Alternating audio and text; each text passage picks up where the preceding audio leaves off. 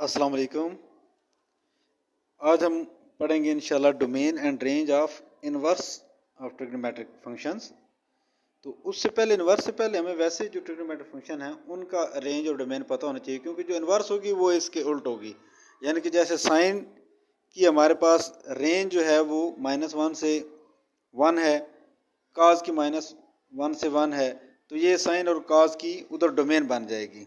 और लेकिन उधर जो वहाँ पे रेंज है इनवर्सेस की वो हम थोड़ा सा फाइंड करने की कोशिश करेंगे। इसलिए मैंने ये जो है एक पहला पेज इसका ये रखा है कि आप इसको पहले थोड़ा सा रिमाइंड कर लें। तो चलें उसकी तरफ चलते हैं, इनवर्सेस की फंक्शन की तरफ। ये टेबल भी हमारे जहन में होना चाहिए। इस टेबल को फॉलो करते हुए हम इंशाल्लाह इसको कोशिश करेंगे कि उसकी डोमेन और रेंज इनवर्स की हम कैसे फाइंड करते हैं।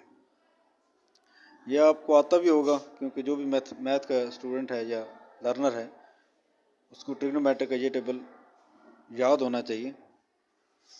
अच्छा, ये है मेन फंक्शंस जो ट्रिग्नोमेट्रिक फंक्शंस हैं, इनवर्स फंक्शंस। साइन की वहाँ पे जो रेंज थी वो हमारे पास -1 से 1 थी, तो यहाँ पे वो इसकी डोमेन होगी। तो इसकी रेंज निकालने के लिए बड़ा आसान तरीका है कि ये देखें, हम फ़र्ज़ करते हैं कि साइन इनवर्स, ये जो डोमेन का पहला हमने रखा हुआ है हमारे पास, जहाँ से स्टार्ट हो रही है, इनके -1 से स्टार्ट हो रही है, इज इक्वल टू x। तो यहाँ से आप इस -1 की वैल्यू कब देता है साइन, जब हमारे पास यानी कि साइन x जो होगा वो हमारे पास -1 कब होगा, जब हमारे पास x किसके बराबर होगा, -π/2 के। इसी तरीके से 1 के लिए हम चेक कर सकते हैं कि साइन हमें 1 वैल्यू कब देता है, जब हमारे पास जो वैल्यू होती है x की वो π/2 होती है।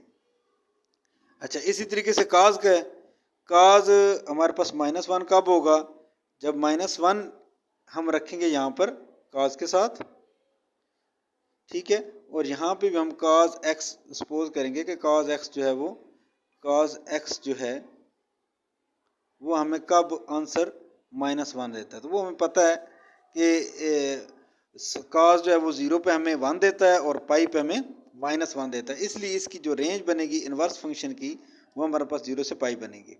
इसी तरीके से tan का जो पीरियड होता है वो -π/2 से π/2 तक होता है, मतलब इसके अंदर इसकी सारी वैल्यूज आ जाती हैं। तो इसकी वहाँ पे रेंज रियल नंबर थी, यहाँ पे डोमेन रियल नंबर है tan इनवर्स की। तो जितनी मर्जी वैल्यूज पुट करते जाएं इसका आंसर इस दरमियान नहीं रहेगा, मतलब -π/2 से π/2 के दरमियान। इसी तरीके से कोसिकेंट की वहाँ पे रेंज रियल नंबर -1 थी। तो ये देखिए, एक ये चीज़ थोड़ी समझने वाली है कि -π/2 से π/2 तक इसकी रेंज तो यहाँ पे इनवर्स फंक्शन की बन रही है, लेकिन -0 हमने क्यों लिखा है, क्योंकि हमारे पास जो कोसिकेंट होता है, जो कोसिकेंट थीटा होता है वो हमारे पास होता है 1/sin थीटा। तो साइन जो है उसको हम कौन सी वैल्यू दें तो वो हमारे पास 0 आता है। साइन को जब हम 0 वैल्यू देते हैं वो हमारे पास 0 आता है, इसलिए बटा से नीचे हमारे पास 0 नहीं आना चाहिए, क्योंकि वो अनडिफाइंड फंक्शन हो जाएगा। इसलिए कोसिकेंट में हम इसकी रेंज के अंदर वो माइनस नहीं है, 0 नहीं आएगी। और इसी तरीके से सीकेंट का है वो हमें कब देता है, कॉज जो है वो कॉज, क्योंकि जो सीकेंट होता है सीकेंट थीटा वो होता है 1/cos के बराबर। तो cos थीटा हमें 90 के ऊपर π/2 के ऊपर 0 देता है, इसलिए इसकी रेंज के अंदर ये π/2 नहीं आएगा और इसकी जो डोमेन है वही चेंज हो जाएगी। जो रेंज थी हमारे पास असल फंक्शन के अंदर वो इनवर्स के अंदर इसकी डोमेन बन। और इसी तरह कॉट का भी है, कॉट की हमारे पास जो वहाँ पे असल फंक्शन में रेंज थी वो इधर डोमेन बन जाएगी और इसकी वैल्यूज जो कोटैन की हैं वो हमारे पास 0 से पाई तक जाएंगी। जितनी वैल्यूज हम मर्जी देते जाएं रियल नंबर की तो वो 0 से पाई के दरमियान में रहेंगी, उसके बाद रिपीट होती रहेंगी।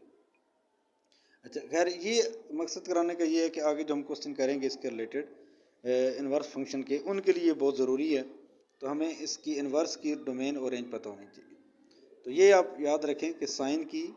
अच्छा, आगे हम इसको करते हैं थोड़ा सा डिस्कस कि